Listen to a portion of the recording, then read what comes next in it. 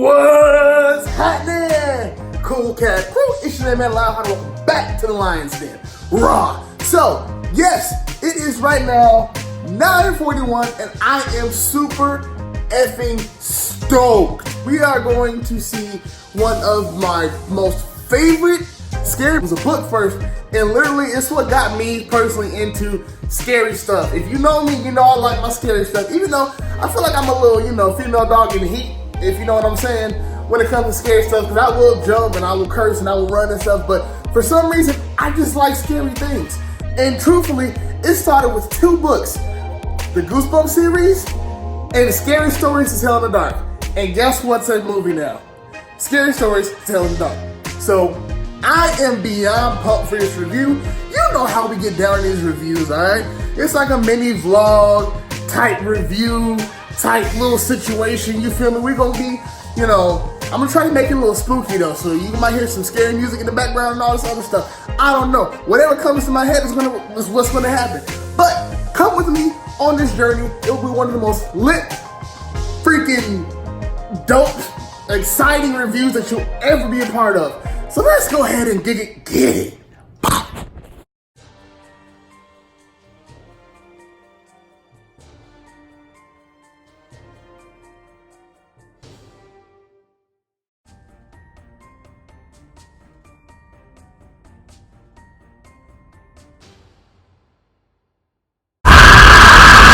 And we are back. Alright, just saw Scary Stories to Tell in the Dark.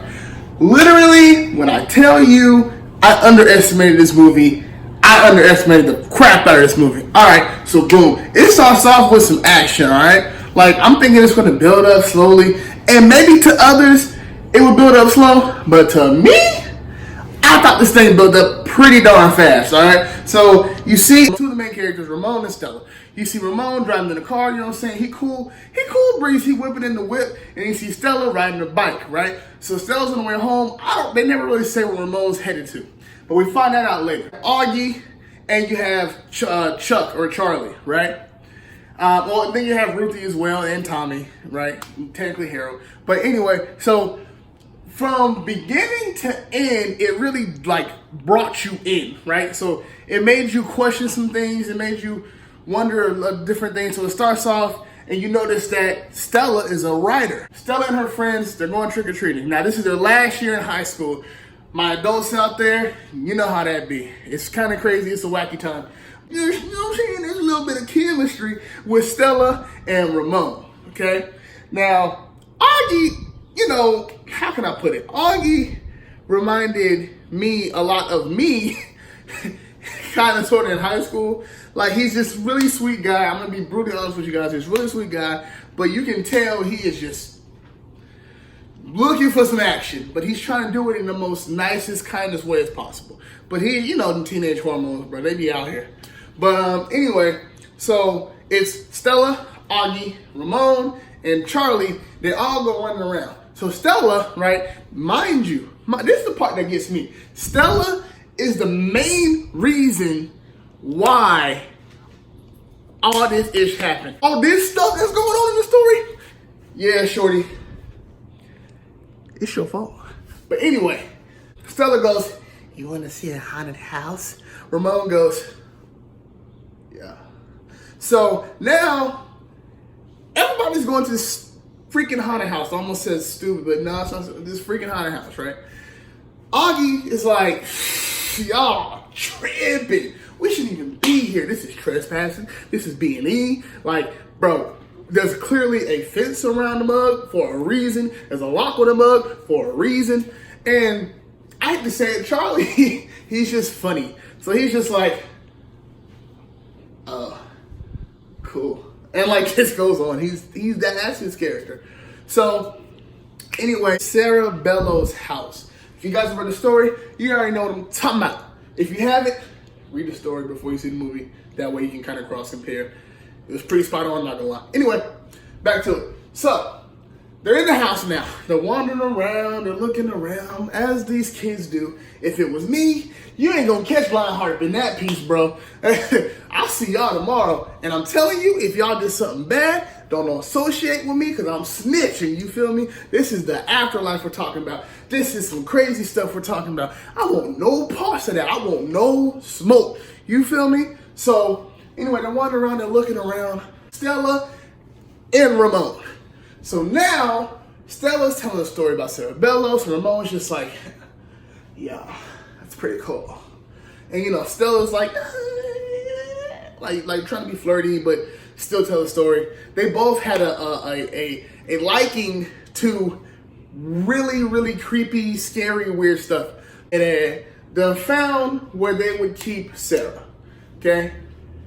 Now, once they found where they kept Sarah, they open it up, they go venturing down, which I don't know why anybody would venture down into a dark, scary, creepy basement, other than if you were trying to look for some trouble. But that's where they went, right? So now they're looking down, and they come across where she would sleep, eat, all this stuff. She's still telling Ramon about the stories and stuff like that, but then she stumbles upon the book.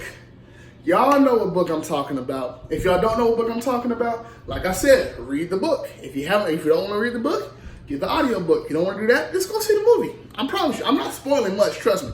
Trust me on that, I'm not spoiling much. So, they get the book, and this is where I'm like, you had one job. Stella, you had one flipping job. Don't do anything to screw anything up. But I guess she didn't believe this was real. Opens up the book, y'all know the famous words. I'm not going to say them words, but she says some words, right? Opens up the book, tells them about the backstory of the letters and stuff like that, and like what the writing is and why the writing's in red, all that other stuff, right? You don't think, oh, it just ends there. She's just going to put the book back and like, you know, ha ha ha, it's a little joke. Wrong. Bro, tell me why Shorty took the book, bro. That's what blew me. Like, it blew me. Shorty took the book. Now, if y'all know the story, y'all read the book, y'all know this one is about to get real, real, real. You feel me? It's about to go D-O-W-N down. What's the first story? Harold. Y'all read the story, Harold. If not, like I said, go see the movie or read the book or listen to the audio book. I'm telling you. So the Harold story happens first. That was the most creepiest thing. Like, my mind went to Jeepers Creepers. My mind went through Children of the Corn. My mind went through all these type of different, because that's what it like reminded me of.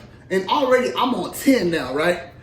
Boom. First jump scare happens. I'm like, oh, like literally, there was no holding back in that movie. I yelled like a little female dog in heat. But now I'm getting to the rating. So as a scary story, like as a scary movie, a horror film, it had everything that a horror film needed. It had jump scares. It had heart racing moments. It had where you're pinpointing on the scary person versus the victim. It had everything. It had little quick drop moments. It had them type of moments where it was like shaking, right?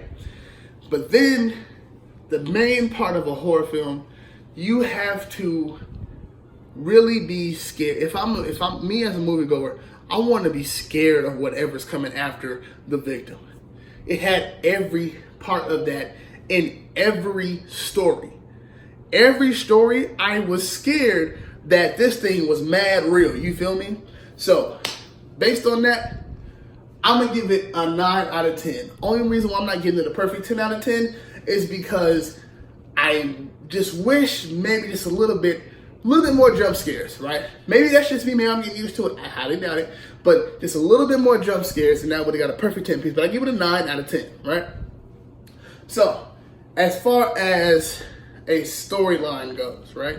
Storyline gets a perfect 10 out of 10. Here's why I said that. It had elements that aren't usually in a in a scary movie, right? Usually scary movies just straight up scary. Like, that's the main part. Nobody's really focused on the storyline, right? But this had a perfect beginning, middle, end, and everything in between. I mean, when everything interlocked so well, and it went along so well with the book, it was literally one of the most perfect scary movies I've ever seen. I haven't seen a perfect storyline like this since I saw the first It. So, and I'm not talking about the one that came out in the 80s or the 70s. I'm talking about the one that just came out like a couple years back. That It, to me, was a solid storyline piece. Now, the acting. I don't know any of these actors, but the actors and actresses that played Stella, Ramon, Augie, Charlie, Ruthie, even Tommy, like the dad, the cop, everybody, there was no really like, you didn't really know any other actors in the movie. At least I did. Maybe you guys are better moviegoers than me, but except for the dad. I knew the dad. I've seen him in a couple of things, but the acting was really, really on point and believable. It put you in the place of like, not that you're watching, but you kind of felt like you were on their level. You felt like you had your senior year in high school, and you were like in the mindset of these kids of like, well, what are we going to figure out? So it really drew you. They knew how to draw you in to make you feel a part of the movie versus just watching the movie. So on that, perfect 10 out of 10. That leaves us with a 9.5 out of 10 as an overall score, right? That literally is like 4.8 out of 5 stars. What does that mean? Go see this movie, bro. I'm telling you, you are not going to be sad about it. You are not wasting your money. You are not wasting your time. You are not wasting your energy. This is something that will honestly, you will come out of this movie and be like, I am satisfied. If you are a scary movie lover, like you're gonna come out of this thing like, man, I feel so good. Like, not even like, unless you're like one of the weird people, but like, I'm not saying that there's nothing wrong being weird. I'm just saying like there's some people that really, really, really like dig this kind of stuff. But you're gonna come out of this satisfied, meaning you didn't waste your money, you didn't waste your time, you didn't waste your energy. You got a full film, and in this day and age, I'm gonna tell you straight up, that's rare. So make sure you guys go check out Scary Stories to Tell in the Dark. I don't know why I want to say Tales in the Dark, but anyway, Scary Stories to Tell in the Dark. It is in theaters now as we speak. Go ahead and check that out. I guarantee you guys won't be disappointed. And then also in the comment section, let me know what y'all thought about it. If y'all vibing with it, if y'all not vibing with it, what would y'all rate it, all right? But anyway, you guys, that was my review. Hope you guys enjoyed it. Make sure you guys like, comment, and subscribe. Become part of the Cool Cat Crew, the Cool Family on YouTube. You know your mama knows, your whole family knows, the whole world knows it. We're going to all 2019 and beyond. I will see you guys in another video. This is Lionheart signing out. Oh, and share this video because sharing is caring. LLE until you DIE. Good. Go on.